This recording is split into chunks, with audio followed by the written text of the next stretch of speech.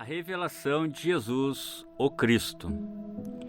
Revelação de Jesus Cristo, a qual Deus lhe deu para mostrar aos seus servos as coisas que brevemente devem acontecer. E pelo seu anjo as enviou e as notificou a João, seu servo, o qual testificou da palavra de Deus e do testemunho de Jesus Cristo e de tudo o que tem visto. Bem-aventurado aquele que lê e os que ouvem as palavras desta profecia e guardam as coisas que nela estão escritas, porque o tempo está próximo. João, às 7 igrejas que estão na Ásia, graça e paz seja convosco, da parte daquele que é e que era e que há de vir, e da dos 7 espíritos que estão diante do seu trono, e da parte de Jesus Cristo, que é a fiel testemunha, o primogênito dos mortos e o príncipe dos reis da terra. Aquele que nos ama e em seu sangue nos lavou de nossos pecados, e nos fez reis e sacerdote para Deus e seu Pai. A ele glória e poder para todos sempre. Amém. Eis que vem com as nuvens, e todo olho o verá, até mesmo os que o transpassaram. E todas as tribos da terra se lamentarão sobre ele. Sim, amém. Eu sou o Alfa e o Ômega, o princípio e o fim, diz o Senhor, que é e o que era e que há de vir, o Todo-Poderoso. Eu, João, que também sou vosso irmão e companheiro na aflição e no reino e paciência de Jesus Cristo, estava na ilha chamada Patmos, por causa da palavra de Deus e pelo testemunho de Jesus Cristo. Eu fui arrebatado em espírito no dia do Senhor, e ouvi detrás de mim uma grande voz, como de trombeta, que dizia: O que vês? Escreve-o num livro, e envia-o às 7 igrejas que estão na Ásia, a Éfeso, e a Esmirna, e a Pérgamo, e a Tiatira, e a Sardes, e a Filadélfia, e a Laodiceia. E virei-me para ver quem falava comigo, e virando-me vi 7 castiçais de ouro, e no meio dos 7 castiçais, um semelhante ao Filho do Homem, vestido até aos pés de um vestido comprido, e cingido pelos peitos como um cinto de ouro. E a sua cabeça e cabelos eram brancos como a lã branca, como a neve, e os seus olhos como a chama de fogo, e os seus pés semelhante a latão reluzente, como se estivessem sido refinados numa fornalha, e a sua voz como a voz de muitas águas. E ele tinha na sua destra 7 estrelas, e da sua boca saía uma aguda espada de 2 fios, e o seu rosto era como o sol, quando na força resplandece. E eu, quando o vi, caí a seus pés como morto. E ele pôs sobre mim a sua destra, dizendo-me: Não temas, eu sou o primeiro e o último, e o que vivo e fui morto, mas eis aqui estou vivo para todos sempre. Amém. E tenho as chaves da morte e do inferno. Escreve as coisas que tem visto, e as que são, e as que depois dessas hão de acontecer, o mistério das 7 estrelas que viste na minha destra, e os 7 castiçais de ouro. As 7 estrelas são os anjos das 7 igrejas, e os 7 castiçais que viste são as 7 igrejas. Introdução ao capítulo 1 de Apocalipse 1 a 3. Revelação de Jesus Cristo, a qual Deus lhe deu para mostrar aos seus servos as coisas que brevemente devem acontecer. E pelo seu anjo as enviou e as notificou a João, seu servo, o qual testificou da palavra de Deus e do testemunho de Jesus Cristo, e de tudo o que tem visto. Bem-aventurado aquele que lê e os que ouvem as palavras desta profecia, e guardam as coisas que nela estão escritas, porque o tempo está próximo. O escriba, não autor, deste livro é São João, o Divino. Historiadores concordam que ele viveu a última parte de sua vida em Éfeso, embora no tempo da composição deste livro ele estivesse na ilha de Patmos. Não é a história da vida de João, mas é a revelação de Jesus Cristo nas futuras eras da Igreja. No versículo 3 é chamado de profecia, e isso é realmente o que ele é. Este livro é usualmente denominado a Revelação de São João, mas isso é incorreto. É a revelação de Jesus Cristo dada a João para os cristãos de todas as eras. É o único livro em toda a Bíblia que foi escrito pelo próprio Jesus, através do aparecimento pessoal a um escriba. É o último livro da Bíblia, não obstante ele fale do princípio e do fim das dispensações do Evangelho. Agora a palavra grega para revelação é apocalipse, que significa desvelar. Este desvelar é perfeitamente descrito no exemplo de um escultor desvelando sua obra de estatuária, expondo-a ao espectador. É um descobrimento, revelando o que estava previamente escondido. Ora, o descobrimento não é apenas a revelação da pessoa de Cristo, mas é a revelação de suas obras futuras nas 7 eras das igrejas vindouras. A importância da revelação pelo Espírito a um verdadeiro crente jamais pode ser superenfatizada. A revelação significa mais a você do que talvez você se dê conta. Agora, eu não estou falando acerca deste livro de Apocalipse. Eu estou falando acerca de toda a revelação. Ela é tremendamente importante para a igreja. Você se recorda em Mateus 16, onde Jesus fez aos discípulos esta pergunta: quem dizem os homens ser o Filho do Homem? E eles disseram: uns João Batista, outros Elias e outros Jeremias ou um dos profetas. Disse-lhe ele: e vós, quem dizeis que eu sou? E Simão Pedro respondendo disse: tu és o Cristo, o Filho do Deus vivo. E Jesus respondendo disse-lhe: bem-aventurado és tu, Simão Barjonas, porque tu não revelou a carne e o sangue, mas meu Pai que estás nos céus.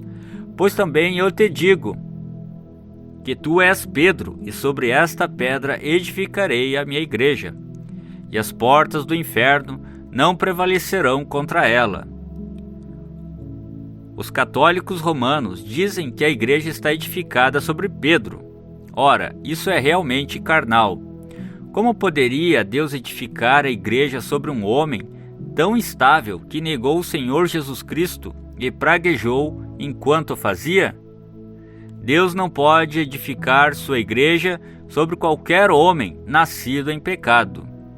E não era alguma pedra situada lá, como se Deus tivesse santificado o terreno naquele lugar. E não é como os protestantes dizem, que a igreja está edificada sobre Jesus. Foi a revelação.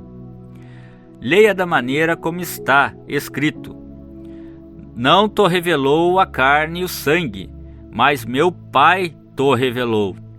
E sobre esta pedra, revelação, edificarei minha igreja.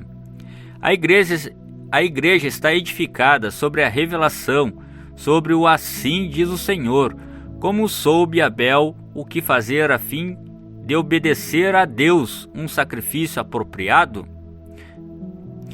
Como soube Abel o que fazer a fim de oferecer a Deus um sacrifício apropriado? Pela fé ele recebeu a revelação do sangue. Caim não obteve tal revelação, embora ele tivesse um mandamento. Portanto, ele não pôde oferecer o sacrifício correto. Foi uma revelação de Deus que fez a diferença e deu a Abel vida eterna.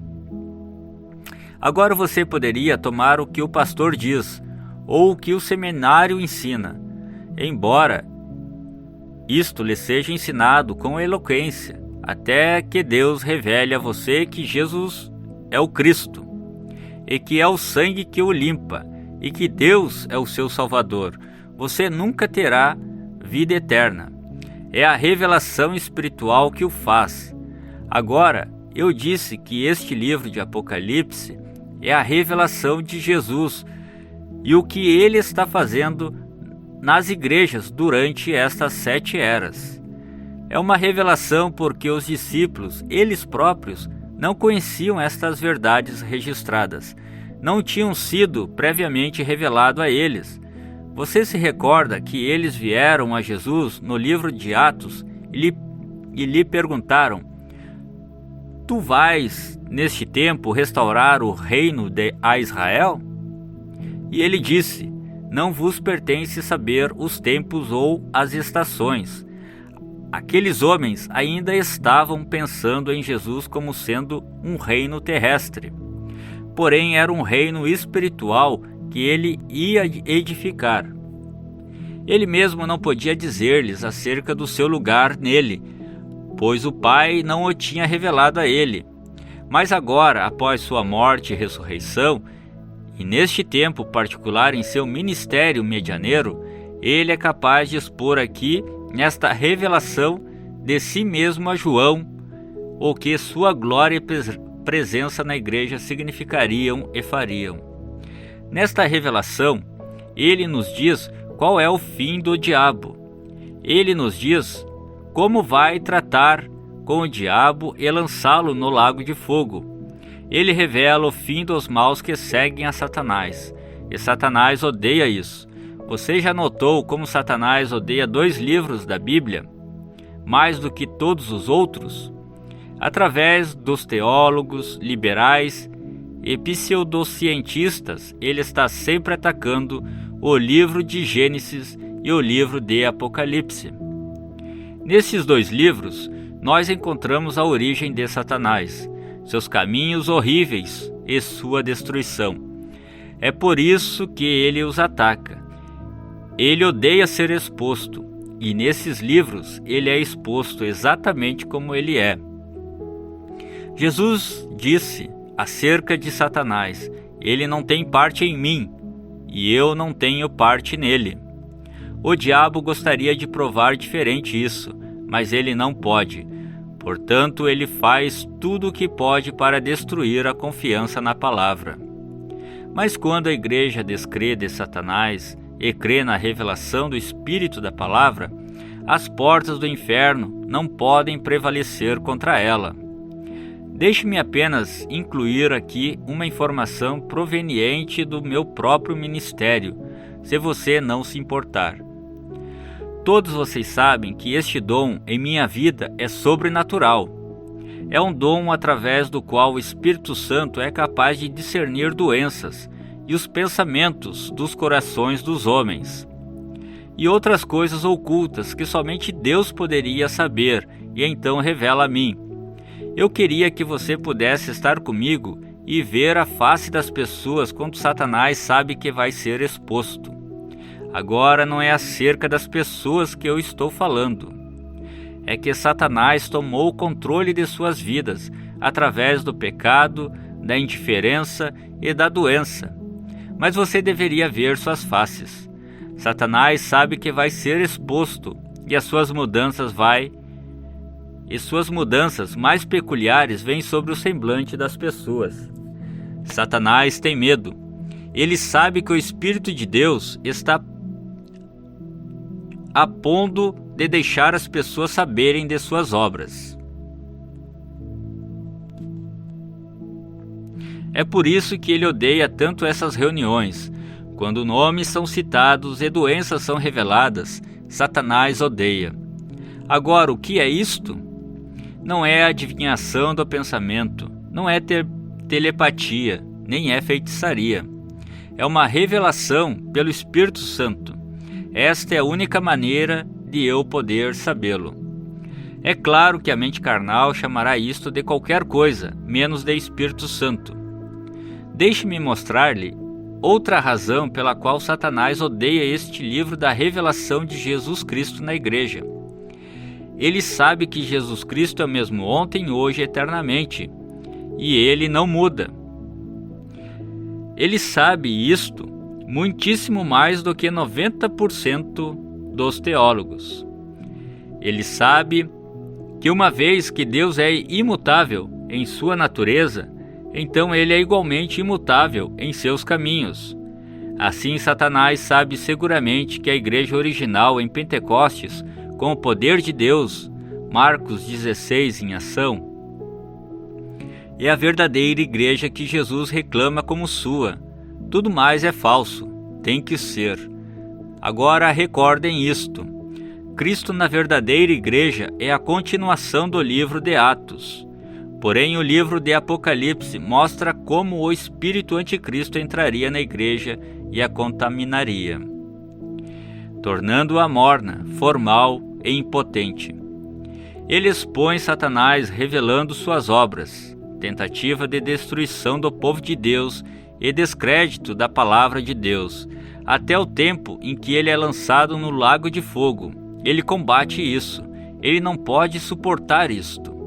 Ele sabe que se as pessoas obtiverem a verdadeira revelação da verdadeira igreja e o que ela é, o que ela representa e que ela pode fazer as maiores obras, ela será um exército invencível. Se elas obtiverem uma verdadeira revelação dos dois espíritos dentro da estrutura da igreja cristã, e pelo Espírito de Deus discernirem e resistirem ao espírito anticristo, Satanás será impotente diante dela. Ele será tão seguramente frustrado hoje como quando Cristo resistiu a cada esforço seu para ganhar poder sobre ele no deserto. Sim, Satanás odeia a revelação, mas nós a amamos. Com a verdadeira revelação em nossas vidas, as portas do inferno não podem prevalecer contra nós, mas nós prevaleceremos sobre elas. Você recordará que eu mencionei no princípio dessa mensagem que este livro que estamos estudando é a real revelação do próprio Jesus na igreja e sua obra nas eras futuras. Então eu mencionei que é necessário o Espírito Santo para nos dar revelação, ou falharemos em obtê-la. Juntando esses dois pensamentos, nós veremos que não será necessário apenas um estudo normal e reflexão para tornar este livro real. Vai ser necessário a operação do Espírito Santo. Isso significa que este livro não pode ser revelado a qualquer um, exceto a uma classe especial de pessoas. Será necessário alguém com percepção profética. Requererá a habilidade de ouvir de Deus. Requererá a instrução sobrenatural, não apenas um estudante comparando versículo com versículo, embora isso seja bom. Mas mistério requer o ensinamento do Espírito, ou ele nunca se torna claro. Como necessitamos ouvir de Deus e nos abrirmos e nos tornarmos rendidos ao Espírito para ouvir e saber. Como eu já disse, este livro, Apocalipse, é a consumação das Escrituras. Está até mesmo colocado exato e corretamente no cânon da Escritura no fim.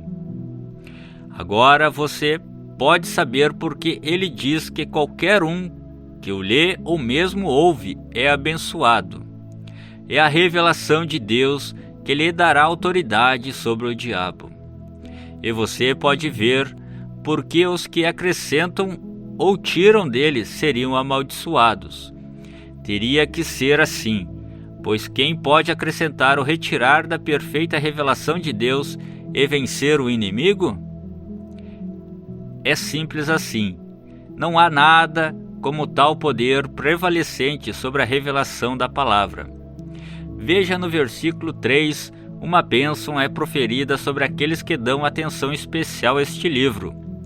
Eu penso que isso se refere ao costume no Velho Testamento dos sacerdotes lerem a palavra para a congregação de manhã. Veja você, muitos não podiam ler, portanto o sacerdote tinha que ler para eles, contando que fosse a palavra, a bênção estava lá. Não importava se fosse lida ou ouvida, o tempo está próximo. Anteriormente, o tempo não estava próximo. Na sabedoria e economia de Deus, esta poderosa revelação, embora plenamente conhecida de Deus, não podia se manifestar até esse tempo.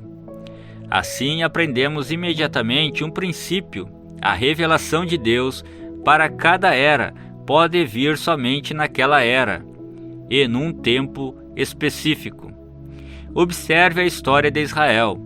A revelação de Deus para Moisés veio somente num tempo específico da história, e ainda mais especialmente veio quando o povo clamou a Deus. Jesus, ele próprio, veio na plenitude do tempo, sendo ele a completa revelação da divindade. E nesta era, Laodiceia, a revelação de Deus virá em seu devido tempo. Ela não se atrasará, nem será prematura. Pense nisto e considere-o bem, pois estamos hoje no tempo do fim. A saudação. Apocalipse 4-6. João às 7 igrejas que estão na Ásia. Graça e paz seja convosco da parte daquele que é, e que era, e que há de vir, e dado aos 7 espíritos que estão diante do seu trono, e da parte de Jesus Cristo, que é a fiel testemunha, o primogênito dos mortos e o príncipe dos reis da terra, aquele que nos ama e em seu sangue nos lavou de nossos pecados, e nos fez reis e sacerdotes para Deus e seu Pai. A ele glória e poder para todos sempre. Amém. A palavra Ásia é realmente Ásia Menor. É uma pequena porção da terra aproximadamente do tamanho de Indiana. As 7 igrejas lá foram especialmente escolhidas dentre todas as outras igrejas por suas características, pois essas mesmas características seriam encontradas nas sucessivas eras séculos mais tardes.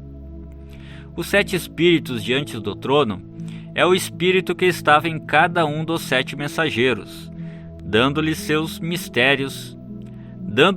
ministérios para a era em que cada um viveu. Agora todas essas expressões, aquele que é, e aquele que era, e há de vir, e fiel testemunha, e primogênito dentre os mortos, e príncipe dos reis da terra, e o Alfa e o Ômega, e o Todo-Poderoso, são títulos e descrições da única e mesma pessoa, que é o Senhor Jesus Cristo, que nos lavou de nossos pecados em seu próprio sangue. O Espírito de Deus em João se expressa assim a fim de apresentar a suprema deidade de Jesus Cristo e revelar a divindade como um Deus. Hoje há um erro grave que diz haver 3 deuses em lugar de um. Esta revelação, conforme dada a João pelo próprio Jesus, corrige esse erro. Não é que haja 3 deuses, mas um Deus com 3 ofícios. Há um Deus com 3 títulos, Pai, Filho e Espírito Santo. Esta poderosa revelação é a que a igreja primitiva tinha, e deve ser restaurada neste último dia, junto com a fórmula correta do batismo nas águas. Agora os teólogos modernos não concordarão comigo, pois aqui está o que foi escrito em uma grande revista cristã.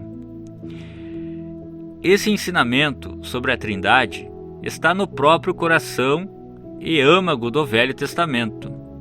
Do mesmíssimo modo está no coração e âmago do Novo Testamento. O Novo Testamento é exatamente tão oposto quanto o Velho Testamento à ideia de que haja mais deuses do que um. Todavia, o Novo Testamento, com igual clareza, ensina que o Pai é Deus, e o Filho é Deus, e o Espírito Santo é Deus, e que esses 3 não são 3 aspectos da mesma pessoa, mas 3 pessoas estando em uma verdadeira relação pessoal uma com a outra. Aí temos a grande doutrina das 3 pessoas, porém um Deus. Eles também afirmam: Deus, de acordo com a Bíblia, não é simplesmente uma pessoa, mas ele é 3 pessoas em um Deus. Esse é o grande mistério da Trindade. Claro que é. Como podem estar 3 pessoas em um Deus?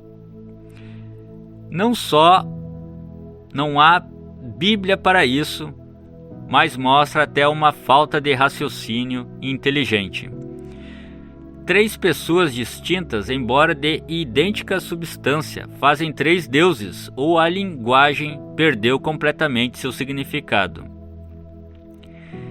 Apenas ouça estas palavras de novo: eu sou o Alfa e o Ômega, o princípio e o fim, diz o Senhor, que é e que era e que há de vir, o Todo-Poderoso. Isso é deidade. Isto não é simplesmente um profeta, um homem. Isto é Deus, e não é uma revelação de 3 deuses, mas de um Deus, o Todo-Poderoso. Eles não acreditavam em 3 deuses no princípio da igreja. Você não pode encontrar esse tipo de crença entre os apóstolos. Foi após a era apostólica que esta teoria foi introduzida e realmente tornou-se um debate e uma doutrina fundamental no Concílio de Nicéia. A doutrina da divindade causou uma dissidência em 2 direções. E dessa dissidência surgiram 2 extremos. Um realmente entrou no polietismo, crendo em 3 deuses, e outros entraram no unitarismo. É claro que demorou um pouco para acontecer, mas aconteceu. E nós os temos exatamente hoje. Mas a revelação através de João pelo Espírito às igrejas foi: eu sou o Senhor Jesus Cristo, e eu sou tudo isso. Não há nenhum outro Deus. E ele pôs seu selo sobre esta revelação. Considere isto. Quem foi o pai de Jesus? Mateus 1,18 diz: Maria achou-se ter concebido do Espírito Santo. Mas Jesus ele próprio afirmou que Deus era seu Pai. Deus o Pai e Deus o Espírito Santo, como frequentemente expressamos estes termos, tornam o Pai e o Espírito um. Verdadeiramente eles são, ou então Jesus teve 2 pais. Mas note que Jesus disse que ele e seu Pai eram um, não 2. Isso constitui um Deus, visto que isto é história e escrituristicamente verdadeiro. As pessoas se perguntam de onde vieram as 3. Tornou-se uma doutrina fundamental no Concílio de Nicéia em 325 d.C. Esta trindade, uma palavra absolutamente não escriturística, foi baseada nos muitos deuses de Roma. Os romanos tinham muitos deuses, aos quais oravam. Eles também oravam a ancestrais como mediadores. Foi apenas um passo para dar novos nomes a antigos deuses, de modo que temos santos para tornar isto mais bíblico.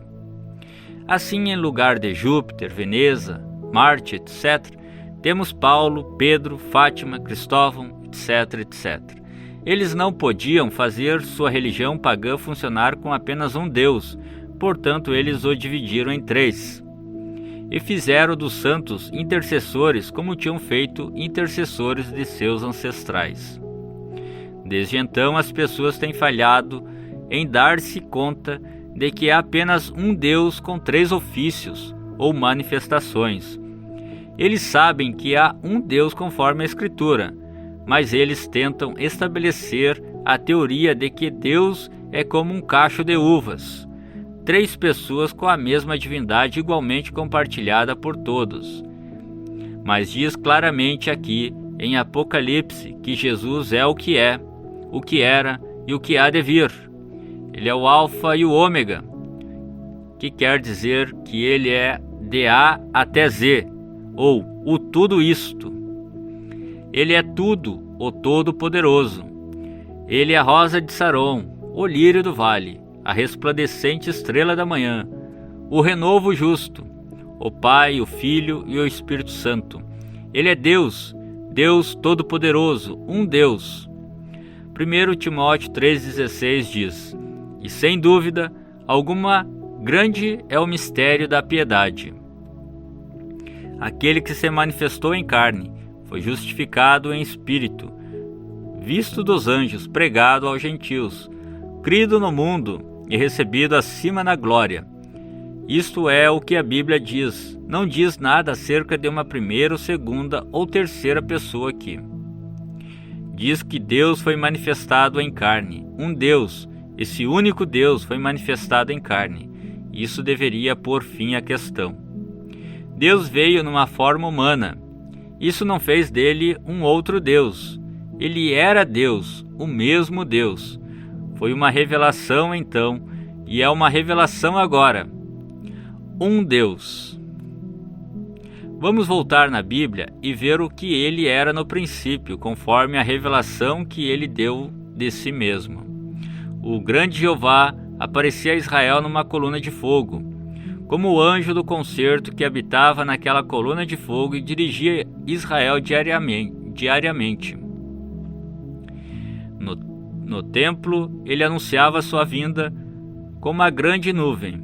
Então um dia ele foi manifestado em um corpo nascido virginalmente que foi preparado para ele. O Deus que habitava sobre as tendas de Israel agora tomava sobre si uma tenda de carne. E habitou como homem entre homens, mas ele era o mesmo Deus. A Bíblia ensina que Deus estava em Cristo. O corpo era Jesus. Nele habitava toda a plenitude da divindade corporalmente. Nada pode ser mais claro do que isso. Mistério sim, mas verdade real. Não pode ser mais claro. Portanto, se ele não era 3 pessoas, então ele não pôde ser 3 agora. Um Deus, e este mesmo Deus se fez carne. Jesus disse: eu vim de Deus e vou voltar para Deus. João 16, 27 a 28. Isso é exatamente o que aconteceu. Ele desapareceu da terra através de sua morte, sepultamento, ressurreição e ascensão. Então Paulo encontrou-se com ele no caminho para Damasco, e ele falou a Paulo e disse: Saulo, Saulo, por que me persegues? Paulo disse: quem é, Senhor? E ele disse: eu sou Jesus. Ele era uma coluna de fogo, uma luz cegante. Ele havia voltado exatamente como ele disse que faria. De volta à mesma forma que ele era antes de se revestisse de um tabernáculo de carne. Isso é exatamente como João viu isso. João 1,18. Deus nunca foi visto por alguém. O Filho unigênito, que está no seio do Pai, esse o fez conhecer. Note onde João diz que Jesus está. Ele está no seio do Pai. Lucas 2,11 diz: pois na cidade de Davi vos nasceu hoje o Salvador, que é Cristo, o Senhor. Ele nasceu o Cristo, e 8 dias mais tarde, quando foi circuncidado, ele foi chamado Jesus, assim como o anjo lhes tinha falado. Eu nasci um Brana. Quando nasci, eles me deram o nome de William. Ele era Cristo, mas lhe foi dado um nome aqui embaixo entre os homens. Aquele tabernáculo exterior que os homens podiam ver foi chamado Jesus. Ele era o Senhor da glória, o Todo-Poderoso, manifestado em carne. Ele é Deus Pai, Filho e Espírito Santo. Ele é tudo isso. Pai, Filho e Espírito Santo, não apenas títulos, eles não são nomes. É por isso que nós batizamos no nome do Senhor Jesus Cristo, pois esse não é um nome, não um título. É o nome desses títulos, exatamente como você toma um bebê recém-nascido, que é um filho, ele põe o nome. Bebê é o que ele é, filho é o título, então você lhe põe o nome. João Henrique Moreno. Você não batiza apenas em nome de Jesus. Há milhares de Jesuses no mundo, e houve até mesmo de Jesus, e houve até antes de Jesus, nosso Salvador. Mas há somente um deles nascido ao Cristo, Senhor Jesus Cristo. As pessoas falam de Jesus ser o eterno Filho de Deus. Ora, isso não é uma contradição? Quem já ouviu falar de um filho ser eterno? Filhos têm princípios, mas aquele que é eterno nunca teve princípio. Ele é o Deus eterno, Jeová, manifestado na carne. No Evangelho de São João diz: no princípio era o Verbo, e o Verbo estava com Deus, e o Verbo era Deus, e o Verbo se fez carne e habitou entre nós. Ele era a verdadeira testemunha. Ele era a verdadeira e fiel testemunha da palavra eterna do Pai. Ele era um profeta e podia dizer o que o Pai lhe ordenava dizer. Ele disse: meu Pai está em mim. Isso é o que Jesus, o tabernáculo, disse: meu Pai está em mim. Deus tem muitos títulos: justiça nossa, e nossa paz, e sempre presente, e Pai, e Filho, e Espírito Santo. Pois ele tem somente um nome humano, e esse nome é Jesus. Não fique confuso, porque ele tem 3 ofícios, ou tem uma manifestação tríplice. Na terra, ele era um profeta. No céu, ele é um sacerdote. E retornando à terra, ele é Rei dos Reis. Aquele que era, esse é Jesus, o profeta. Aquele que é, esse é ele, o sumo sacerdote, fazendo intercessão. Um que pode compadecer-se das nossas fraquezas, que há de vir. Esse é o Rei vindouro. Na terra, ele era a palavra, o profeta. Moisés disse dele: o Senhor teu Deus te despertará um profeta como eu. E será que, se eles não ouvirem as palavras desse profeta, eles serão extirpados de entre o povo? Notem estes fatos acerca de Jesus. Na terra ele era profeta, cordeiro e filho. Isso não o tornou 3. Estas eram apenas manifestações ou ofícios de uma pessoa, Jesus. Agora, uma porção da Escritura muito apreciada que os trinitarianos pensam provar seu ponto de vista, de haver mais do que uma pessoa efetiva na divindade. É Apocalipse 5, 6 a 8. E olhei, e eis que estava no meio do trono e dos 4 animais viventes, e entre os anciões, um cordeiro como havendo sido morto, e tinha 7 pontas e 7 olhos, que são os 7 Espíritos de Deus enviados a toda a terra. E veio e tomou o livro da destra do que estava sentado no trono. E havendo tomado o livro, os 4 animais e os 24 anciões prostraram-se diante do cordeiro, tendo todos eles harpas e salvas de ouro cheias de incenso, que são as orações dos santos. De fato, estes versículos, se isolados, pareceriam provar o ponto de vista deles. Note, eu disse esses versículos isolados. Entretanto, leia Apocalipse 4, 2 a 3 e 9, 11. E logo fui arrebatado em espírito, e eis que um trono estava posto no céu, e um assentado sobre o trono. E o que estava assentado era, na aparência, semelhante a pedra jaspe e sardônica. E o arco celeste estava ao redor do trono, e parecia semelhante a esmeralda. E quando os animais davam glória e honra e ações de graça ao que estava sentado sobre o trono, ao que vive para todo sempre, os 24 anciões prostravam-se diante do que estava sentado sobre o trono, e adoravam o que vive para todo sempre, e lançavam as suas coroas diante do trono, dizendo: digno és, Senhor, de receber glória e honra e poder, porque tu criaste todas as coisas, e por tua vontade são e foram criadas. Note atentamente que no versículo 2 diz: não 2 ou 3, mas assentado sobre o trono. No versículo 3 diz: não os, que estava sentado, era na aparência semelhante à pedra jaspe. No versículo 9 diz que os animais davam honra ao, não aos, que estava sentado. No versículo 10 diz que os anciões prostraram-se diante do, não dos, que estava sentado. No versículo 11 diz que eles clamavam: digno és, Senhor, não senhores.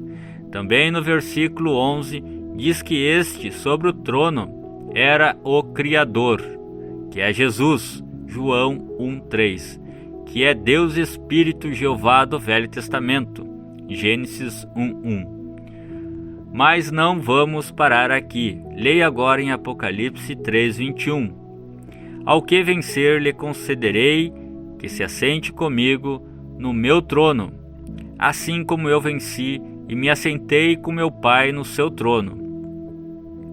Também leia Hebreus 12:2, olhando para Jesus, autor e consumador da fé, o qual pelo gozo que lhes estava proposto suportou a cruz, desprezando a afronta, e assentou-se à destra do trono de Deus. Note que, de acordo com o próprio Jesus, que escreveu o Apocalipse, ele está assentado com o Pai. O Espírito em Paulo, e este Espírito é o Espírito de Cristo, pois este é o Espírito de profecia por meio do qual vem a palavra. Diz que ele está sentado à destra de Deus, mas quando João olhou, ele viu somente um sobre o trono. E não foi antes de Apocalipse 5:6-8, que vem depois de Apocalipse 4:2-3, na sequência de tempo, que vemos o Cordeiro tomando o livro do que estava sentado no trono, como indicado em Apocalipse 4:2-3 e 9:10. O que é isto? É o mistério de um Deus. Ele, Jesus, saiu de Deus, tornou-se manifesto em carne, morreu e ressuscitou, e retornou ao seio do Pai. Como João disse, o Filho unigênito, que está no seio do Pai, esse o fez conhecer, João 1:18. Agora era tempo de Deus, Messias, voltar e reclamar sua noiva, e então se apresentar e fazer-se conhecido a Israel. Desse modo, vemos Deus novamente avançando para assumir um relacionamento físico com o homem, como o Filho de Davi, Rei dos Reis e Senhor dos Senhores, e noivo da noiva gentia. Não é dois deuses, mas simplesmente um Deus manifestando seus poderosos ofícios, trinos e títulos. O povo sabia que ele era profeta. Eles conheciam o sinal do Messias, que poderia vir somente através do profeta. João 1:44-51. E Filipe era de Betsaida, cidade de André e de Pedro. Filipe achou Natanael e disse-lhe: havemos achado aquele de quem Moisés escreveu na lei e os profetas, Jesus de Nazaré, filho de José. Disse-lhe Natanael: pode vir alguma coisa boa de Nazaré? Disse-lhe Filipe: vem e vê. Jesus viu Natanael vir ter com ele e disse dele: eis aqui um verdadeiro israelita, em quem não há dolo. Disse-lhe Natanael: de onde me conheces tu? Jesus respondeu e disse-lhe: antes que Filipe te chamasse, te vi eu, estando tu debaixo da figueira. Natanael respondeu e disse-lhe: Rabi, tu és o Filho de Deus, tu és o Rei de Israel. Jesus respondeu e disse-lhe: por que te disse, vi-te debaixo da figueira, crês? Coisas maiores do que estas verás. E disse-lhe: na verdade vos digo, que daqui em diante vereis o céu aberto, e os anjos de Deus subirem e descerem sobre o Filho do Homem. A habilidade de discernir os pensamentos do coração em homens fez os eleitos de Deus compreenderem que aqui estava o Messias, a palavra de Deus ungida. Hebreus 4:12. Porque a palavra de Deus é viva e eficaz, e mais penetrante do que espada alguma de dois gumes, e penetra até a divisão da alma e do espírito e das juntas e medulas, e é apta para discernir os pensamentos e intenções do coração. Quando a mulher junto ao poço ouviu discernir os pensamentos do seu coração, ela o reconheceu como profeta, declarando que o Messias seria conhecido por essa grande habilidade. João 4:7-26.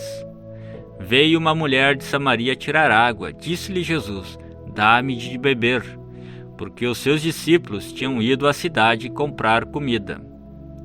Disse-lhe, pois, a mulher samaritana: como, sendo tu judeu, me pedes de beber a mim, que sou uma mulher samaritana?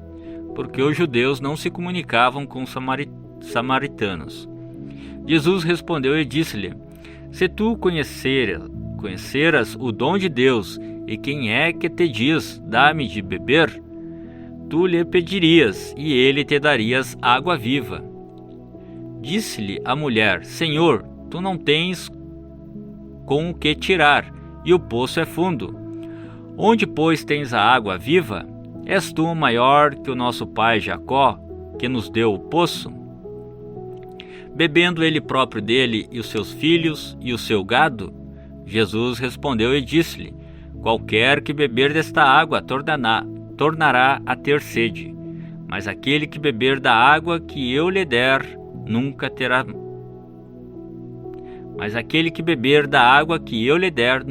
sede, porque a água que eu lhe der se fará nele uma fonte de água que solte para a vida eterna. Disse-lhe a mulher: Senhor, dá-me desta água, para que não mais tenha sede, e não venha aqui tirá-la. Disse-lhe Jesus: vai, chama o teu marido e vem cá. A mulher respondeu e disse: não tenho marido. Disse-lhe Jesus: disseste bem, não tenho marido, porque tiveste 5 maridos, e o que agora tens não é teu marido. Isso disseste com verdade. Disse-lhe a mulher: Senhor, vejo que és profeta. Nossos pais adoraram neste monte, e vós dizeis que é em Jerusalém o lugar onde se deve adorar. Disse-lhe Jesus: mulher, crê-me que a hora vem, em que nem neste monte, nem em Jerusalém adorareis o Pai. Vós adorais o que não sabeis, nós adoramos o que sabemos, porque a salvação vem dos judeus. Mas a hora vem, e agora é, em que os verdadeiros adoradores adorarão o Pai em espírito e em verdade, porque o Pai procura a tais que assim o adorem. Deus é espírito, e importa que os que o adorem em espírito e em verdade.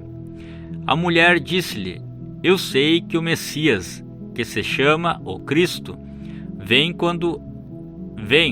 Quando ele vier, nos anunciará tudo. Jesus disse-lhe: eu sou, eu que falo contigo.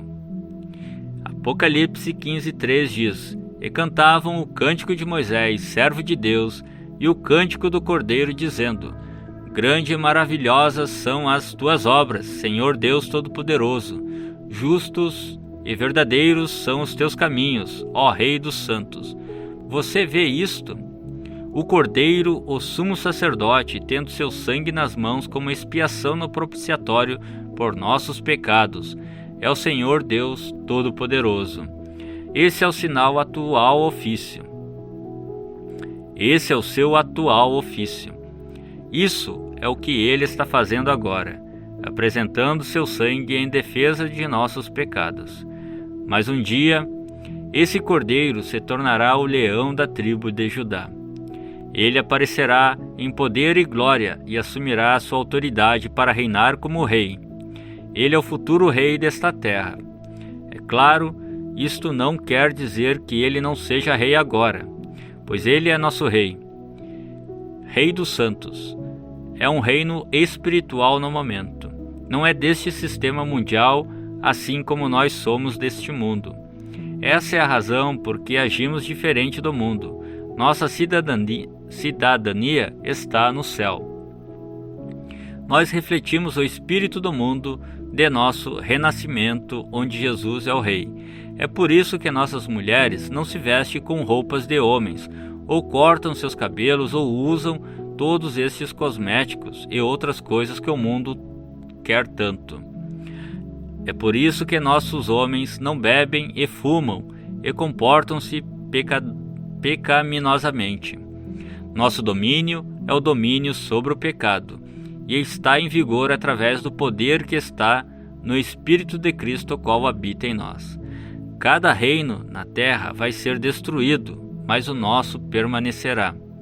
Ora, nós temos falado acerca dos ofícios e manifestações do único Deus verdadeiro, e contemplando sua glória em um estado escriturístico. Mas ele não é para ser conhecido intelectualmente, ele é conhecido espiritualmente, por revelação espiritual. Este mesmo ser que foi conhecido como Jesus segundo a carne, voltou à coluna de fogo. Mas ele prometeu que viria novamente e habitaria entre seu povo através do Espírito.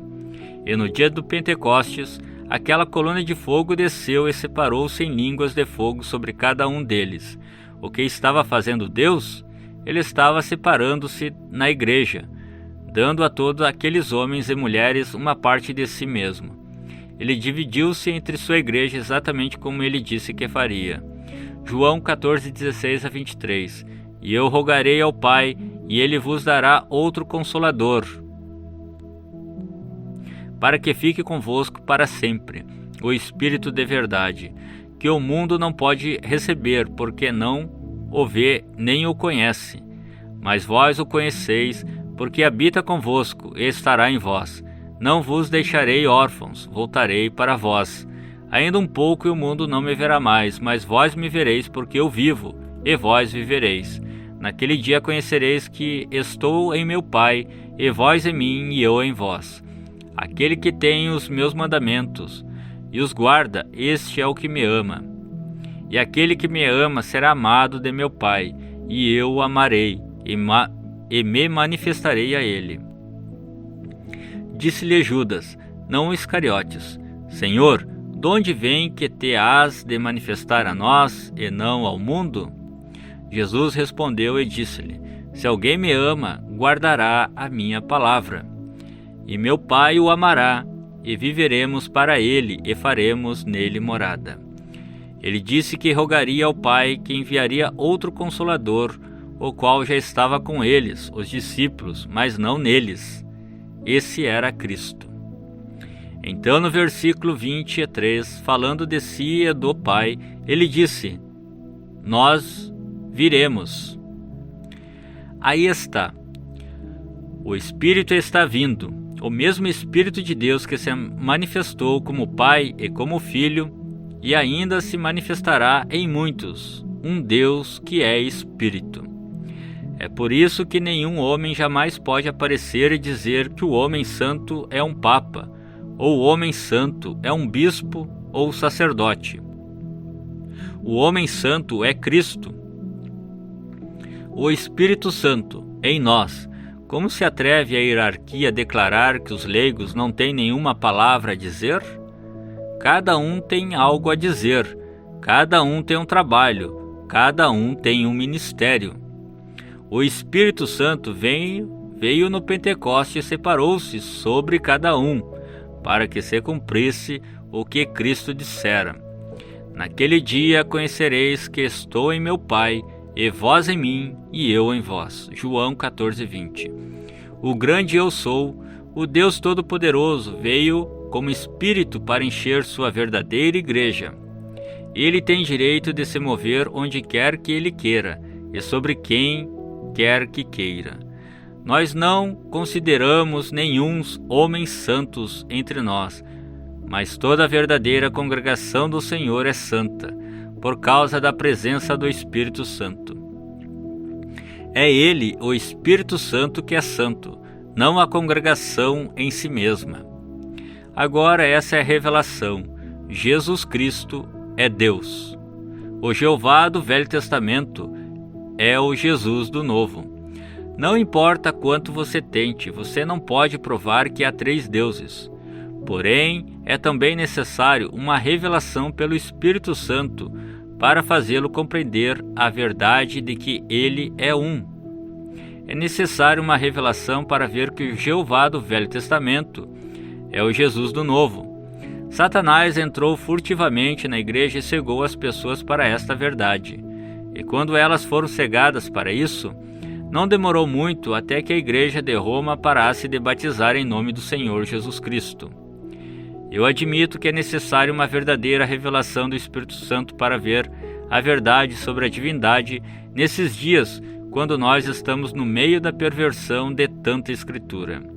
Mas a igreja prevalecente e vencedora está edificada sobre a revelação. Por esta razão, podemos esperar que Deus revele sua verdade para nós. Não obstante, você na realidade não precisa de revelação sobre o batismo nas águas. Está aí inegavelmente manifesto. Teria sido possível que os apóstolos por um minuto se desviassem de uma ordem direta do Senhor para batizar no nome do Pai, Filho e Espírito Santo e então serem encontrados em desobediência voluntária? Eles sabiam qual era o nome, e não há nenhum lugar na Escritura onde eles batizaram de alguma outra maneira a não ser no nome do Senhor Jesus Cristo. O bom senso diria a você que o livro de Atos é a igreja em ação, e se eles assim batizavam, então essa é a maneira de se batizar. Agora, se você acha que isso é forte, o que acha disto? Qualquer um que não estivesse batizado no nome do Senhor Jesus Cristo tinha que ser batizado novamente. Atos 19, 1 a 6. E sucedeu que enquanto Apolo estava em Corinto, Paulo, tendo passado por todas as regiões superiores, chegou a Éfeso e, achando ali alguns discípulos, disse-lhes: Recebestes vós já o Espírito Santo quando crestes?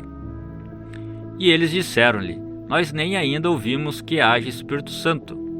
Perguntou-lhes então: Em que sois batizados então? E eles disseram: No batismo de João. Mas Paulo disse: Certamente João batizou com o batismo do arrependimento, dizendo ao povo que cresce no que após ele havia de vir, isso é, em Jesus Cristo. E os que ouviram foram batizados em nome do Senhor Jesus. Impondo-lhe as mãos, veio sobre eles o Espírito Santo. E falavam línguas e profetizavam. Aí está. Essas boas pessoas em Éfeso tinham ouvido sobre o Messias que viria. João tinha pregado sobre ele. Eles eram batizados para arrependimento de pecados, olhando à frente para crer em Jesus. Porém agora era a hora de olhar para trás, para Jesus e ser batizado para perdão de pecados. Era hora de receber o Espírito Santo. E quando eles foram batizados no nome do Senhor Jesus Cristo, Paulo impôs-lhes as mãos e o Espírito Santo veio sobre eles. Aquela prezada gente de Éfeso eram boas pessoas, e se alguém tinha o direito de se sentir seguro, eram elas. Note quão longe tinham chegado. Elas tinham chegado até o ponto de aceitar o Messias que viria. Elas estavam prontas para ele, porém não vê você que a despeito disso, elas não o perceberam? Ele tinha vindo e partido. Elas necessitavam ser batizadas no nome do Senhor Jesus Cristo. Elas necessitavam ser cheias do Espírito Santo. Se você foi batizado no nome do Senhor Jesus Cristo, Deus o encherá de seu Espírito. Essa é a palavra. Atos 19, 6, que nós lemos, foi o cumprimento de Atos 2:38. Arrependei-vos e cada um de vós seja batizado em nome de Jesus Cristo para perdão dos pecados, e recebereis o dom do Espírito Santo. Veja, Paulo, pelo Espírito Santo, disse exatamente o que Pedro disse pelo Espírito Santo, e o que foi dito não pode ser mudado. Tem de ser o mesmo desde Pentecostes até o derradeiro eleito tenha sido batizado. Gálatas 1:8. Mais ainda que nós mesmos, ou um anjo do céu, vos anuncie outro evangelho além do que já vos tenho anunciado, seja anátema. Agora alguns de vocês da unicidade batizam errado. Vocês batizam para regeneração, como se ser imerso nas águas o salvasse. regeneração não vem pela água, é uma obra do Espírito. O homem que pelo Espírito Santo deu a ordem: arrependei-vos e cada um de vós seja batizado em nome do Senhor Jesus. Não disse que a água regenerava. Ele disse que era somente evidência de uma boa consciência para com Deus. Era só isso. 1 Pedro 3,21, que também como uma verdadeira figura agora vos salva, batismo, não do despojamento da imundícia da carne, mas da indagação de uma boa consciência para com Deus, pela ressurreição de Jesus Cristo. Eu creio nisto. Se alguém tem quaisquer ideias falsas de que a história pode provar o batismo nas águas de alguma outra maneira, além de no nome de Jesus Cristo, eu aconselharia você a ler as histórias e descobrir por si mesmo. O que segue é um verdadeiro registro de um batismo o qual ocorreu em Roma, em 100 depois de Cristo. E foi reproduzido na revista Time, de 5 de dezembro de 1955.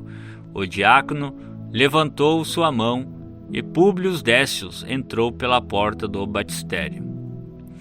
De pé na piscina com água até a cintura estava Marcos Vasca, o madeireiro. Ele estava sorrindo enquanto Públio entrava na piscina, chegando até o lado dele. Credes? Ele perguntou. Credo, respondeu Públio. Eu creio que minha salvação vem de Jesus, o Cristo, que foi crucificado sobre Pôncio Pilatos. Com ele eu morri para que com ele eu possa ter vida eterna. Então ele sentiu braços fortes sustentando-o enquanto ele se deixava cair para trás dentro da piscina. E ouvi a voz de Marcos em seu ouvido: eu te batizo no nome do Senhor Jesus, enquanto a água fria se fechava sobre ele. Até o ponto em que se perdeu a verdade, e não retornou até esta última era, isto é, desde Nicéia até a virada deste século. Eles batizaram no nome do Senhor Jesus Cristo, mas ela voltou. Satanás não pode reter a revelação quando o Espírito deseja dá-la. Sim, se houvesse 3 deuses, você poderia muito bem batizar por um Pai, e um Filho e um Espírito Santo. Porém, a revelação dada a João foi que há um Deus, e seu nome é Senhor Jesus Cristo. E você batiza por um Deus e somente um. É por isso que Pedro batizou da maneira que fez no Pentecostes. Ele tinha que ser fiel à revelação que era: saiba, pois, com toda certeza toda a casa de Israel, que este Jesus, a quem vós crucificaste, Deus o fez Senhor e Cristo. Aí está ele, o Senhor Jesus Cristo. Se Jesus é ambos, Senhor e Cristo, então ele, Jesus, é, e não pode ser outro senão Pai, Filho e Espírito Santo, em uma pessoa manifestada na carne. Não é Deus em 3 pessoas, bendita Trindade, porém um Deus, uma pessoa, com 3 títulos maiores, com 3 ofícios manifestando esses títulos. Ouça uma vez mais: este mesmo Jesus é ambos, Senhor e Cristo. Senhor, Pai, e Cristo, Espírito Santo, são Jesus, pois ele, Jesus, é ambos, Senhor e Cristo. Se isso não nos mostra a verdadeira revelação da divindade, nada o fará. Senhor não é um outro. Cristo não é um outro. Este Jesus é o Senhor Jesus Cristo, um Deus. Felipe um dia disse para Jesus: Senhor, mostra-nos o Pai, que nos basta. Jesus lhe disse: estou há tanto tempo convosco, e não me tendes conhecido? Quem vê a mim vê o Pai. Portanto, por que dizes tu: mostra-nos o Pai? Eu e meu Pai somos um.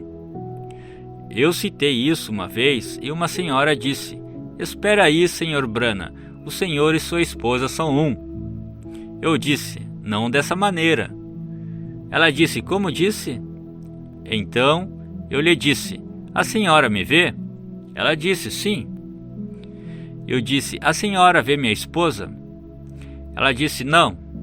Eu disse: então essa unidade é de um tipo diferente, pois ele disse: quando vedes a mim, vedes o Pai.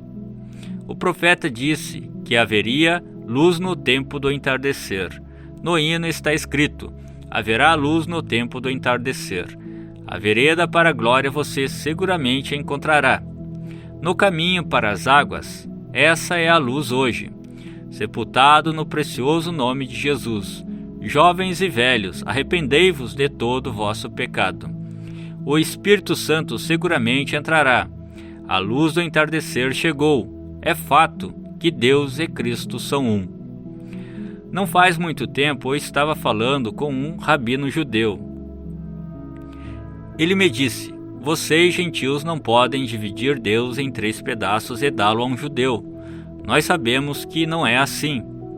Eu lhe disse: é exatamente este ponto, rabino. Nós não dividimos Deus em 3 pedaços. O Senhor crê nos profetas, não crê? Ele disse: certamente que creio. O Senhor crê em Isaías 9:6? Sim. De quem o profeta estava falando? Do Messias. Eu disse: que relação terá o Messias com Deus? Ele disse: ele será Deus. Eu disse: isso é correto. Amém. Você não pode colocar Deus em 3 pessoas ou 3 partes. Você não pode dizer a um judeu que há um Pai e um Filho e um Espírito Santo. Ele lhe dirá imediatamente de onde veio essa ideia. O judeu sabe que este credo foi estabelecido no Concílio de Nicéia. Não é de admirar que eles escarnecem de nós como pagões. Nós falamos sobre um Deus que não muda. Os judeus creem nisso também. Porém, a igreja mudou o seu Deus imutável de 1 para 3, mas a luz está retornando ao entardecer. Quão extraordinário é que esta verdade tenha vindo no tempo quando os judeus estão retornando para a Palestina. Deus e Cristo são um. Este Jesus é ambos, Senhor e Cristo. João teve a revelação e Jesus era a revelação, e ele apresentou-se bem aqui na Escritura. Eu sou aquele que era, que é e que há de vir, o Todo-Poderoso. Amém. Se a revelação está além do seu alcance, olhe para cima e busque a Deus para isto. Essa é a única maneira em que você vai alguma vez obtê-la. Uma revelação tem que vir de Deus, nunca vem dos dons naturais humanos, porém por dádiva espiritual. Você pode até mesmo memorizar a Escritura, e ainda que isso seja maravilhoso, isso não servirá. Tem que ser uma revelação de Deus. Diz na palavra que ninguém pode dizer que Jesus é o Cristo, a não ser pelo Espírito Santo. Você tem que receber o Espírito Santo e depois, só depois, pode o Espírito dar-lhe a revelação que Jesus é o Cristo, Deus o ungido. Ninguém sabe as coisas de Deus senão o Espírito de Deus e aquele a quem o Espírito de Deus as revela. Nós precisamos pedir a Deus por revelação mais do que qualquer outra coisa no mundo. Temos aceitado a Bíblia, temos aceitado as grandes verdades dela, mas isso ainda não é real para a maioria das pessoas, porque a revelação dada pelo Espírito não está ali. A palavra não foi vivificada. A Bíblia diz em 2 Coríntios 5:21 que temos nos tornado a justiça de Deus pela nossa união com Jesus Cristo. Você entendeu isto? Diz que somos a própria justiça do próprio Deus por estarmos em Cristo. Diz que ele, Jesus, tornou-se pecado por nós. Não diz que ele tornou-se pecador, mas tornou-se pecado por nós para que por nossa união com ele pudéssemos nos tornar a justiça de Deus. Se nós aceitamos o fato, e devemos, de que ele literalmente tornou-se pecado por nós através de sua substituição por nós, então devemos também aceitar o fato de que nós, através de nossa união com ele, temos nos tornado a própria justiça de Deus. Rejeitar um é rejeitar o outro, aceitar um é aceitar o outro. Agora nós sabemos que a Bíblia diz isso. não pode ser negado, mas está faltando a revelação disso. Não é real para a maioria dos filhos de Deus. É apenas um bom versículo na Bíblia, mas precisamos tê-lo vivificado para nós. Isso exigirá a revelação. Deixe-me mencionar algo aqui que não só surpreenderá você, mas também o ajudará. Dificilmente há um estudante que não creia que o Novo Testamento era originalmente na língua grega. Todos os nossos grandes estudantes da Bíblia têm dito que Deus deu ao mundo 3 grandes nações com 3 grandes contribuições em benefício do Evangelho. Ele deu os gregos que legaram uma língua universal. Ele nos deu os judeus que nos legaram uma verdadeira religião e um verdadeiro conhecimento de Deus através do Salvador. Ele nos deu os romanos que nos legaram um império unificado com legislação e um sistema de estradas de rodagem.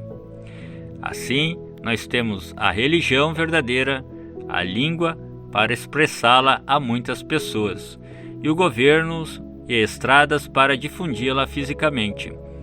E historicamente falando, isto parece ser exatamente correto. E hoje nossos eruditos do grego dizem que a língua grega dos dias da Bíblia é tão perfeita, exata, que se um estudante do grego for um refinado e preciso gramático, ele pode verdadeiramente saber com exatidão o que a palavra do Novo Testamento ensina. Mas não é isto somente uma teoria? Isso é verdade? Não é verdade que cada renomado erudito do grego de uma denominação contesta outro estudante de outra denominação. E não é verdade que seus argumentos são baseados em idênticas palavras gregas e idênticas regras de gramática? Certamente é dessa maneira que é.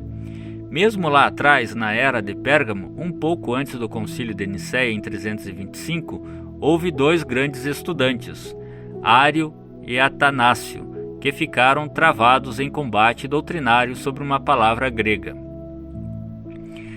Tão intenso e tão universal tornou-se o seu debate que historiadores disseram que o mundo ficou dividido por causa de um ditongo, o som de 2 vogais numa única sílaba. Agora, se o grego é tão perfeito e tão preceituado por Deus, por que houve tal disputa? Certamente Deus não pretendia que todos nós soubéssemos o grego. Hoje mesmo estamos tendo discussões a respeito do grego. Tome, por exemplo, o livro A Igreja Paralisada de Cristo Radiografada, pelo Dr. Mike Crossan. Nele, ele apresenta numerosas citações de muitos renomados gramáticos do grego e prova para sua própria satisfação que as inadulteráveis regras de gramática grega mostram conclusivamente que a Bíblia ensina que um homem é batizado com o Espírito Santo, subsequentemente ao renascimento. Ele também afirma categoricamente que mulheres podem assumir o púlpito, porque a palavra profetizar significa pregar. Mas ele convenceu outros estudantes do grego que são tão aptos quanto ele? Jamais. Tudo o que você tem a fazer é ler aqueles estudantes que defendem o ponto de vista oposto e ouvir suas eruditas citações. Agora, não somente é verdade o que acabei de dizer, mas vamos um passo mais adiante.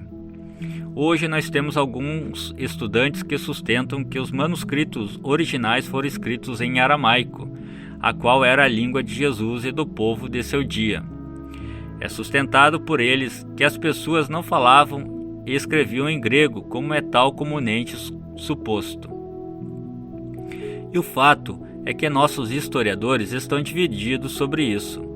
Por exemplo, o Dr. Scofield, um estudioso muitíssimo brilhante, provou a partir de pesquisa para sua satisfação que o Novo Testamento foi escrito no vernáculo das pessoas de fala grega daquele dia. Ele levanta uma bela conjuntura para suas opiniões, baseado nos vários documentos à sua disposição. Mas por outro lado, nós temos o renomado estudioso, o Dr. Lança, que está convencido de que o Novo Testamento foi escrito em aramaico. E ele tem nada menos do que o brilhante historiador Toynbee para apoiar sua alegação, que o aramaico, não o grego, era a língua do povo, de modo que parece possível que o Novo Testamento foi primeiro escrito em aramaico. Entretanto, antes de ficarmos preocupados demais com isso, vamos ler tanto a versão do rei Tiago como a tradução pelo Dr. Lança. Para nossa satisfação, encontramos as palavras em ambas surpreendentemente as mesmas, de forma que não há realmente nenhuma diferença em conteúdo ou doutrina. Nós podemos até mesmo concluir que Deus tem permitido estes manuscritos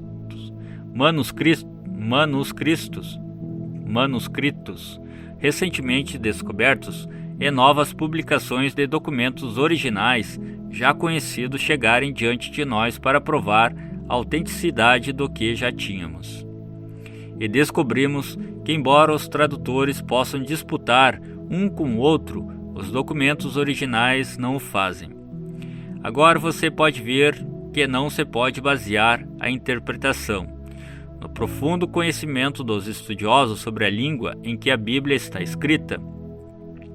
Mas se você ainda não pode ver isso porque está velado em sua mente pela tradição, aqui está uma última ilustração. Ninguém pode duvidar que os escribas e fariseus e os grandes eruditos do ano 33 d.C. conheciam as exatas leis de gramática e os significados exatos das palavras nas quais o Velho Testamento fora escrito. Mas apesar de todo o seu elevado conhecimento, eles falharam em ver a revelação da prometida palavra de Deus manifestada no Filho. Lá estava ele descrito desde Gênesis até Malaquias, com capítulos inteiros devotados a ele e seu ministério. E, no entanto, com exceção de alguns que foram iluminados pelo Espírito, eles falharam inteiramente em vê-lo. Nós agora chegamos a uma conclusão, essa que já encontramos na palavra, por mais que creamos em tentar encontrar os mais antigos e melhores manuscritos. Para obter o melhor registro possível da palavra, nós nunca conseguiremos o verdadeiro significado dela pelo estudo e comparação das Escrituras, por mais sinceros que sejamos. Será necessária uma revelação de Deus para trazê-la à luz. Isso é exatamente o que Paulo disse, as quais também falamos, não com palavras de sabedoria humana, mas as que o Espírito Santo ensina. 1 Coríntios 2,13. A verdadeira revelação é Deus interpretando sua própria palavra ao vindicar o que está prometido. Agora que ninguém se engane pelo que eu disse, e pense que eu não creio na exatidão da palavra como nós a temos hoje. Eu creio que a Bíblia é exata. Jesus autentificou completamente o Velho Testamento quando andou aqui na Terra, e ele foi compilado exatamente como foi no nosso Novo Testamento. Não se engane acerca disso. Nós temos a infalível palavra de Deus hoje e nenhum homem se atreva a tirar dela ou adicionar a ela. Mas nós precisamos do mesmo Espírito que a deu para ensiná-la a nós. Como necessitamos de revelação pelo Espírito. Não precisamos de uma nova Bíblia. Não precisamos de uma nova tradução, embora algumas sejam muito boas, e eu não sou contra elas. Mas precisamos da revelação do Espírito. E graças a Deus que podemos ter o que precisamos, pois Deus quer revelar sua palavra a nós pelo seu Espírito. Que Deus possa, pelo seu Espírito, começar a nos dar contínua revelação vivificante e prevalecente. Se a igreja somente pudesse obter uma revelação fresca e tornar-se por ela a viva palavra manifesta, nós faríamos obras maiores e glorificaríamos Deus nosso Pai no céu, libertos do pecado. Apocalipse 1:5. Aquele que nos ama e em seu sangue nos lavou dos nossos pecados. A palavra lavou, na realidade, é libertou, e em seu sangue nos libertou dos nossos pecados. Isso não é maravilhoso? Mas você tem mentalidade espiritual? Você compreendeu isto? Foi seu próprio sangue que nos libertou completamente de nossos pecados. Não foi sangue humano, foi o sangue de Deus. Pedro o chamou de sangue de Cristo. Paulo o chamou de sangue do Senhor e sangue de Jesus. Não 3 pessoas, mas uma pessoa. Aí está essa revelação novamente. Um Deus. Esse Deus Jeová onipotente desceu e fez por si um corpo por meio do nascimento virginal e habitou nele, para que pudesse ser o sangue de Deus que nos livrasse, nos libertasse inteiramente de nossos pecados e nos apresentasse imaculados diante dele com grande alegria. Quer um tipo do Velho Testamento? Vamos voltar ao Jardim do Éden. Quando chegaram as primeiras notícias na glória de que o filho Adão tinha se perdido, enviou Deus um anjo? Enviou ele um filho? Enviou ele um outro semelhante a nós? Não, ele próprio veio para redimir aquele filho perdido. Aleluia! Deus não confiou seu plano de salvação a outro, ele confiou unicamente a si mesmo. Deus se fez carne e habitou entre nós e nos redimiu para si mesmo. Somos salvos pelo sangue de Deus. O Deus eterno habitou em um corpo mortal a fim de tirar o pecado. Ele tornou seu cordeiro a fim de derramar seu sangue e entrar dentro do véu com ele. Considere isto, uma vez que é o sangue de Deus, é o sangue perfeito. E se o sangue perfeito está nos libertando do poder e servidão e corrupção do pecado, então a libertação é perfeita e completa. Portanto, agora nenhuma condenação há. Quem tentará acusação contra os escolhidos de Deus? É Deus quem os justifica, nos declara justos. Quem os condenará? Pois é Cristo quem morreu. Romanos 8, 33 a 34. Aí está a sua morte, nos deu o sangue. O sangue tem nos libertado. Agora nenhuma condenação há. Como pode haver? Não há nada a ser condenado, porque o sangue nos libertou do pecado. Nós estamos livres, inocentes. Não ouça o homem, ouça a palavra. Você está liberto pelo sangue. Agora não fique novamente atado pelas tradições e credos e organizações. Não vá se desencaminhar por ouvir aqueles que negam o poder da palavra e negam que Jesus salva, cura. Enche do Espírito Santo e de poder. Vocês são homens de Deus livres, libertos pelo seu próprio sangue.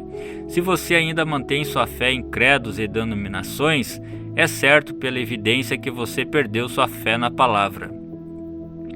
Reis e sacerdotes, Apocalipse 1:6. E nos fez reis e sacerdotes para Deus e seu Pai, e ele glória e poder para todo sempre. Amém. Ele nos fez. Há certas verdades que precisamos enfatizar. Esta é uma delas. Ele nos fez. A salvação é obra dele. Do Senhor vem a salvação, totalmente por graça. Ele nos redimiu por um propósito. Ele nos comprou com um propósito. Somos reis espirituais. Nós vamos ser reis na terra com ele quando ele se assentar em seu trono. Mas agora somos reis espirituais e reinamos sobre um reino espiritual. Diz em Romanos 5,17, porque se pela ofensa de um só, a morte reinou sobre esse, muitos mais o que recebem abundância da graça, e o dom da justiça reinarão em vida por um só, Jesus Cristo. E em Colossenses 1,13, o qual nos tirou da potestade das trevas e nos transportou para o reino do Filho do seu amor. Agora mesmo nós reinamos com Cristo, tendo domínio sobre o pecado, o mundo, a carne e o diabo, anunciando sua virtude e glória, anunciando Ele próprio, pois é Cristo em nós, operando o querer e o efetuar segundo a sua boa vontade. Sim, na verdade mesmo agora estamos assentados nos lugares celestiais em Cristo Jesus, e nos fez sacerdotes, sim, sacerdotes para Ele, oferecendo louvor espiritual de lábios santificados, consumindo nossas vidas como um sacrifício suave a Ele, adorando-o em espírito e em verdade, intercedendo e rogando, sacerdotes e reis para todo Deus, para nosso Deus. Não admira que o mundo não nos agrada, e somos um povo especial, zeloso de boas obras. Fomos recriados nele para sermos filhos semelhantes ao nosso Pai, o Deus vindouro. Apocalipse 1:7. Eis que vem com as nuvens, e todo olho o verá, até os mesmos que o transpassaram. E todas as tribos da terra se lamentarão sobre ele. Sim, amém. Ele está vindo, Jesus está vindo, Deus está vindo, o profeta está vindo, o sacerdote e rei está vindo. O tudo em todos está vindo. Ora, Senhor Jesus, vem cedo. Amém. Ele está vindo nas nuvens, nuvens de glória, como quando ele foi visto sobre o monte da transfiguração, e suas vestes estavam brilhando, enquanto o poder de Deus o envolvia, e todo olho o verá. Isso significa que não é o arrebatamento. Isso ocorre quando ele vier assumir seu posto legítimo como governante mundial. Isto ocorre quando aqueles que o têm transpassado com seus credos e doutrinas denominacionais prantearão, e todas as pessoas se lamentarão com terror por causa daquele que é a palavra. Esta é a história da revelação de Zacarias 12:9-14. Zacarias profetizou isso cerca de 2.500 anos atrás. Está para acontecer. Ouça, isso acontecerá naquele dia que procurarei destruir todas as nações que virem contra Jerusalém, e sobre a casa de Davi e sobre os habitantes de Jerusalém derramarei o espírito de graça e de súplicas, e olharão para mim a quem transpassaram. Agora, quando o evangelho volta aos judeus, quando o dia dos gentios estiver terminado, o evangelho está pronto para voltar aos judeus. Se eu pudesse apenas lhe dizer algo que está para acontecer bem neste nosso dia. Esta grande coisa que está para acontecer conduzirá para Apocalipse 11 e apanhará aquelas duas testemunhas, aqueles dois profetas, Moisés e Elias, levando o evangelho de volta aos judeus. Estamos prontos para isto. Tudo está em ordem. Assim como os judeus trouxeram a mensagem para os gentios, da mesma forma os gentios a levarão exatamente de volta aos judeus, e o arrebatamento virá. Agora recorde, o que lemos em Apocalipse e Zacarias, ambos vêm logo após a tribulação. A igreja dos primogênitos não passa pela tribulação, nós sabemos disso, a Bíblia ensina isso. Nesse tempo diz que Deus vai derramar seu Espírito sobre a casa de Israel. É o mesmo Espírito que foi derramado sobre os gentios em seu dia. E olharão para mim a quem transpassaram, e o prantearão como quem pranteia por um unigênito, e chorarão amargamente por ele, como se chora amargamente pelo primogênito. Naquele dia será grande o pranto em Jerusalém, como o pranto de Hadad e Rimom, no vale de Megidom. E a terra pranteará cada linhagem à parte, a linhagem da casa de Davi à parte, as suas mulheres à parte, a linhagem da casa de Natã à parte, e as suas mulheres à parte, e cada uma das casas à parte, quando ele vier nas nuvens de glória em sua segunda vinda. Aqueles judeus que o transpassaram o verão, como diz em outra escritura: de onde recebeste essas feridas? E ele dirá: na casa de meus amigos. Não apenas será um tempo de pranto para os judeus, que o rejeitaram como Messias, mas será um tempo de pranto para os restantes dos gentios, que o têm rejeitado como Salvador deste dia. Haverá choro e pranto, as virgens adormecidas estarão pranteando. Elas representam a igreja que recusou ter azeite, símbolo do Espírito Santo, em suas lâmpadas. símbolo do corpo, ou portador do azeite, até que foi tarde demais. Não era que elas não fossem boas pessoas. Elas eram virgens, e isso significa uma classe de moral alta. Mas elas não tinham azeite em suas lâmpadas, de forma que foram lançadas, onde havia pranto e ranger de dentes. Vamos tipificar tudo isto em Gênesis, capítulo 45, onde José encontra-se com seus irmãos no Egito e revela-se a eles. Gênesis 45, 1-7.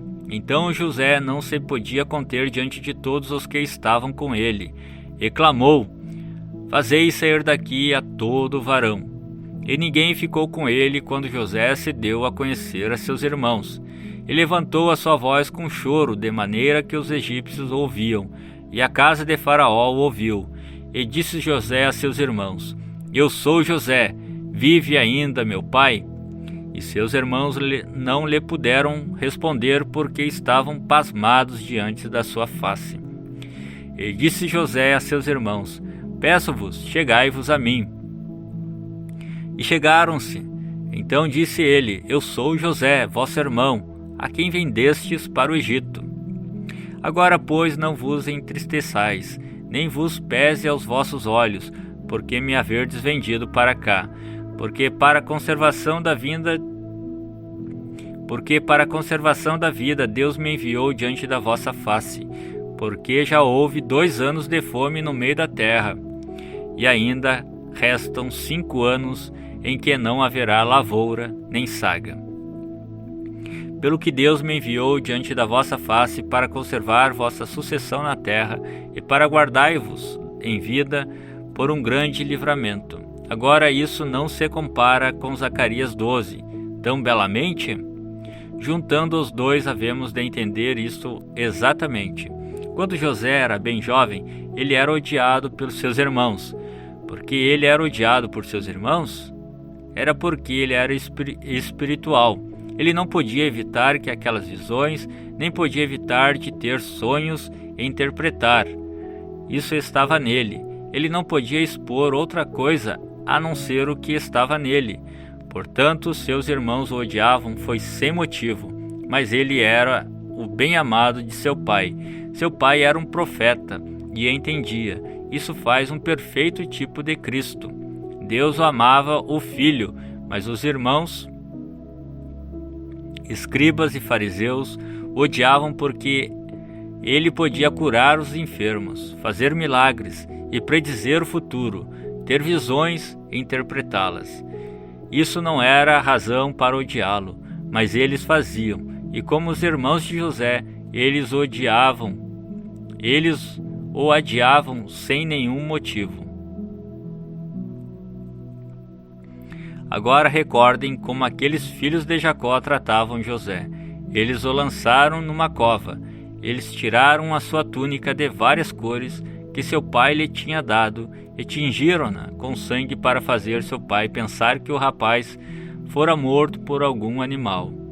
Eles o venderam a certos comerciantes de escravos, que o levaram ao Egito, e lá foi revendido a um general. A esposa do general, com falsidade, fez com que fosse encarcerado, mas após algum tempo, sua habilidade como profeta chamou a atenção de Faraó sobre ele, e foi exaltado à destra de Faraó, com tal autoridade que ninguém podia se aproximar de Faraó a menos que passasse primeiro por José. Agora vamos examinar a vida de José enquanto ele estava no Egito, pois é aqui que vemos como perfeito tipo de Cristo. Enquanto estava na casa do general, ele foi falsamente acusado, punido, encarcerado sem nenhum motivo, exatamente como eles fizeram com Jesus. Lá no cárcere, ele interpretou o sonho do copeiro e do padeiro, que também estavam encarcerados com ele. O copeiro foi restaurado à vida, mas o outro condenado à morte. Cristo foi preso na cruz, abandonado por Deus e pelo homem. Em ambos os lados dele estava um ladrão. Um morreu espiritualmente, mas o outro foi concedido vida. E note quando Jesus foi tirado da cruz. Ele foi exaltado ao céu e agora está sentado à destra do grande Espírito de Jeová. E ninguém pode vir a Deus senão por ele. Há um só mediador entre Deus e os homens, e ele é tudo o que necessita. Não há Marias ou santos, só Jesus. Continuando com esse tipo que encontramos em José, note como tudo o que ele fazia no Egito prosperava. Seu primeiro emprego com o general prosperou, até mesmo a prisão prosperou. Quando Jesus retornar, o deserto florescerá como uma rosa. Ele é o filho da prosperidade. Assim como nenhuma era jamais prosperou como a do tempo de José. Da mesma forma, virá um tempo de tal bênção sobre esta terra como o mundo jamais conheceu. Nós podemos, cada um de nós, sentar sobre nossa própria figueira e rir, e regozijar, e viver para sempre na sua presença. Na sua presença, abundância de alegria, e a sua mão direita, delícias, perpetualmente. Louvado seja Deus. Agora note que em todo lugar que José ia, eles tocavam a trombeta para anunciar sua chegada. As pessoas gritavam: dobrem o joelho diante de José. Não importava o que o homem estivesse fazendo, quando aquela trombeta tocava, ele dobrava o joelho. Podia ser que estivesse vendendo algo na rua, com seu braço estendido recebendo seu dinheiro. Porém, ele tinha que parar e dobrar o joelho quando aquela trombeta soava. Se ele fosse até mesmo um artista ou um ator, tinha que parar seu ato e dobrar o joelho diante de José, quando sua presença era anunciada com aquele toque de trombeta. E um desses dias, tudo a seu tempo ficará quieto quando a trombeta de Deus soar, e os mortos em Cristo ressuscitarem, e a manhã eterna irromperem em lindo resplendor. Todos dobrarão o joelho então, pois está escrito: pelo que também Deus o exaltou soberanamente, ele deu um nome, que é sobre todo nome, para que ao nome de Jesus se dobre todo o joelho, dos que estão nos céus e na terra e debaixo da terra, e toda língua confesse que Jesus Cristo é Senhor, para a glória de Deus Pai. Filipenses 2:9-11. Mas note outra gloriosa revelação nesta tipificação de José.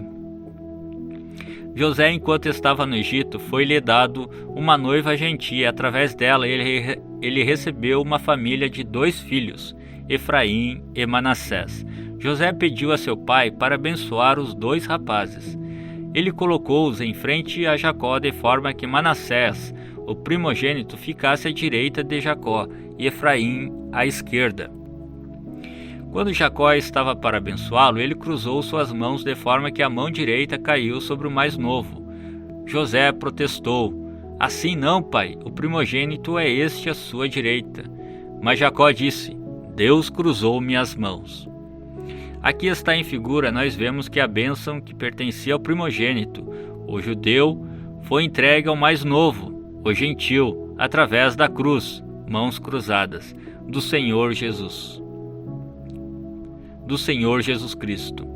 A bênção chega através da cruz, Gálatas 3:13-14. Cristo nos resgatou da maldição da lei, fazendo-se maldição por nós, porque está escrito: maldito todo aquele que for pendurado no madeiro, para que a bênção de Abraão chegasse aos gentios por Jesus Cristo, e para que, pela fé, nós recebamos a promessa do Espírito. A bênção de Abraão chegou através da cruz para os gentios. Os judeus rejeitaram a cruz, portanto Jesus tomou a noiva gentia. Agora, voltando à história de José, encontrando-se com seus irmãos, você se recorda que nem todos os irmãos vieram. José sabia disso e insistiu que todos os irmãos aparecessem diante dele, ou ele não poderia se dar a conhecer a eles. Finalmente eles trouxeram o que estava faltando: o pequeno Benjamim. Foi o pequeno Benjamim, o irmão germano de José, que incendiou sua alma. E quando nosso José, isto é, Jesus, vier às pessoas que têm guardado os mandamentos de Deus e que têm voltado para a Palestina, sua alma se incendiará. O pequeno Benjamim tipifica os 144.000 israelitas provenientes de toda a terra que tem voltado para a Palestina para a sua redenção. Eles se encontrarão lá, prontos para receber aquele, ao qual conhecer corretamente é eterna vida. Eles dirão: este é nosso Deus, por quem temos esperado. Então eles verão aquele a quem transpassaram. E eles chorarão desalentados. De onde vieram essas horríveis feridas? Como isto aconteceu? E eles prantearão e chorarão, cada família à parte, cada qual à parte, agonia da dor.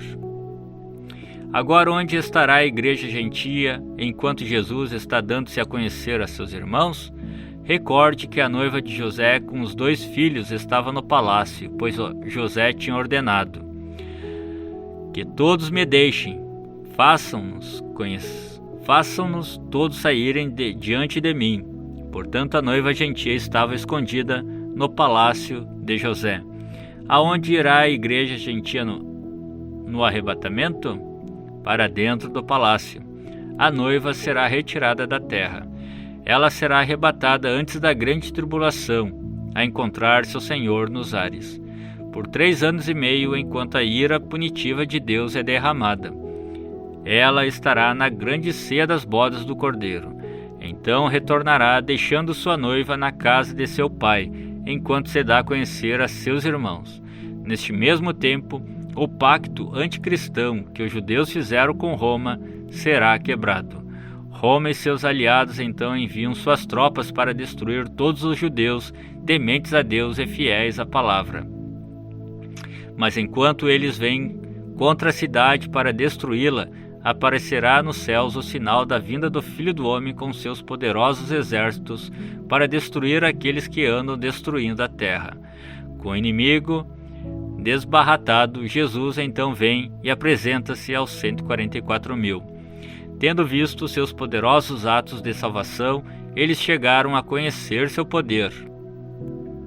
Mas também, ao verem suas feridas e saberem que eles o tinham rejeitado até aquele momento, os faz chorar na agonia do terror e temor, assim como fizeram seus irmãos de outrora, quando estavam diante de José, tendo forte medo de que fossem mortos. Mas José disse: não fiquem zangados com vocês mesmos, está tudo bem, Deus estava em tudo isto. Ele fez isto para conservar a vida, da mesma forma que Jesus expressará paz e amor para eles, porque os judeus rejeitaram Jesus. Deus estava em tudo aquilo. Foi a única maneira pela qual ele podia trazer luz à noiva gentia. Ele morreu na cruz para conservar a vida da igreja gentia. Agora estes 144.000 não estão na noiva. Em Apocalipse 14:4, eles são chamados virgens e seguem o Cordeiro para onde quer que vai. O fato de que eles não têm se contaminado com mulheres mostra que são eunucos. Mateus 19:12.